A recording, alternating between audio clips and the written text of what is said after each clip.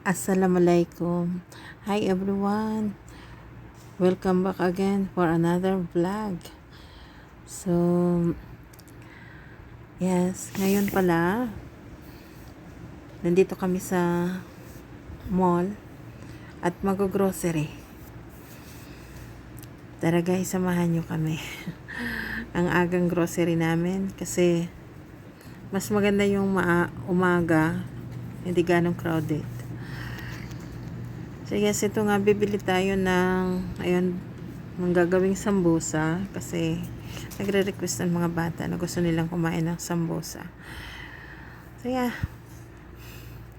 bumili ako ng wrapper at saka ito, kuha tayo ng gagawing burger at gagawing kofta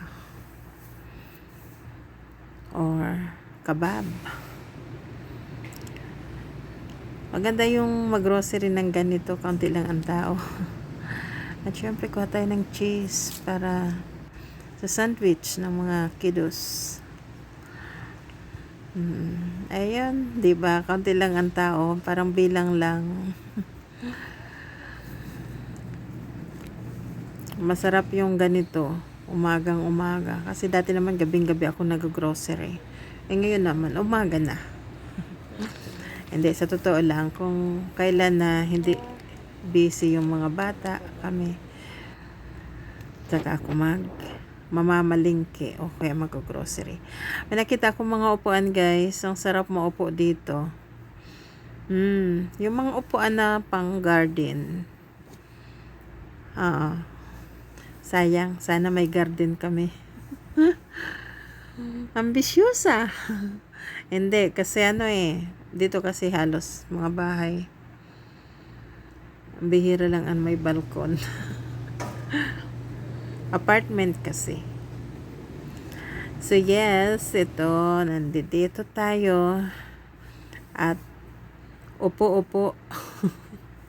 Nag-grocery tapos nauupo. Hindi, konti na lang naman kasi yung bibilhin ko kasi kanina kumukuha na ako, parang nakalimutan ko kaninang mag-video. So, eto, yung na lang, yung konti na lang yung i-video na mga bibilhin namin kasi nakuha ko na. Tapos, sabi ko mag-coffee tayo, sabi ko kay Bunso kasi parang ang bango-bango ng coffee. Yes, ito nga pala, lemon. Kailangan natin ng lemon kasi ako guys, ang lemon ay talagang halos marami akong pinanggagamitan ng lemon juice at saka yung pang-scrub ng chicken para mawala yung langsa. Yan.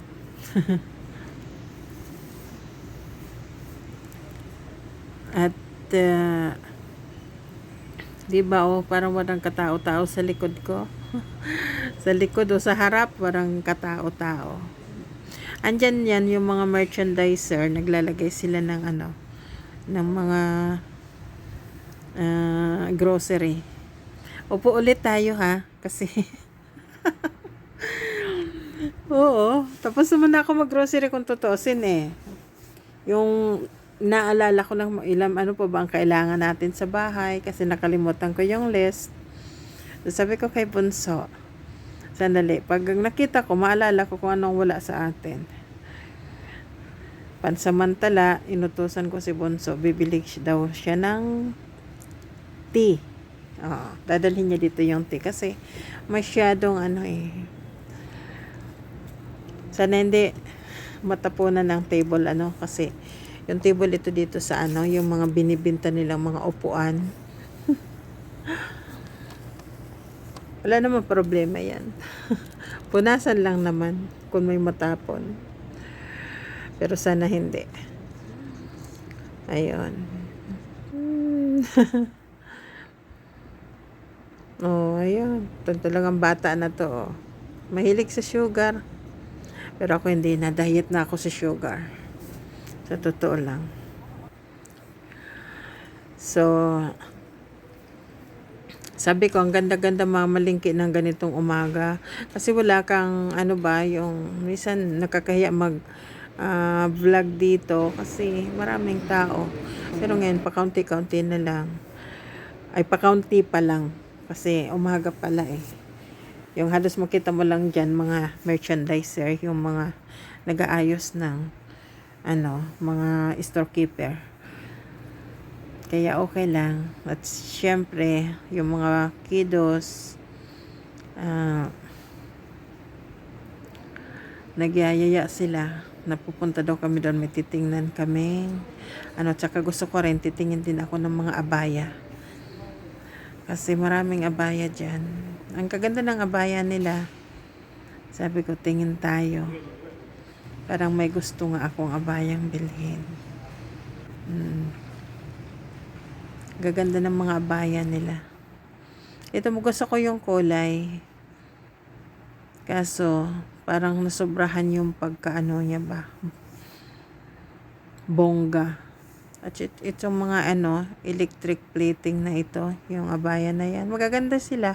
Kasi magaan sa katawan pag isuot mo.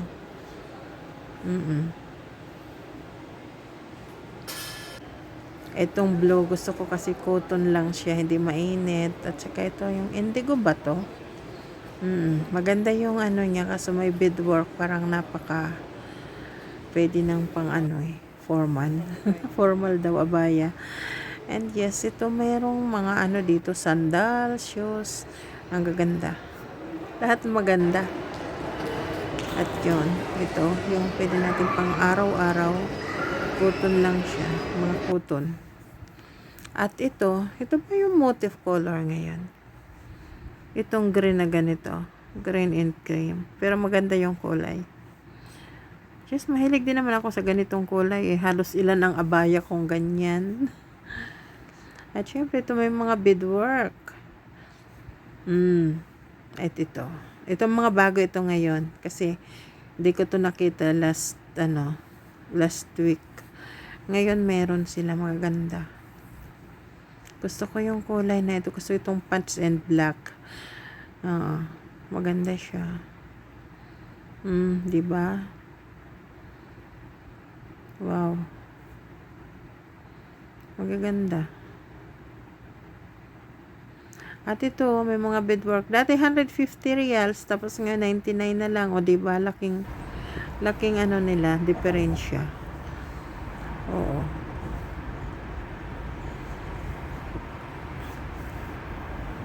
Mahangin ngayon. Malamig na. At syempre, tipid na rin kami sa air condition. Di tulad noon 24/7 ang air condition sa bahay namin. Ngayon, sa tanghali na lang ako nag-i-aircon. Pero yung mga bata, ganun pa rin. Walang pagbabago sa kanila.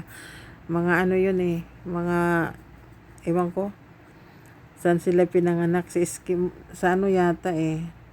Sa Iceland. Sa Iceland. Hindi mga sila eh. Mahilig mag-aircon. Pero ako hindi na. O sige guys, dito na lang. Bye-bye. Ingat.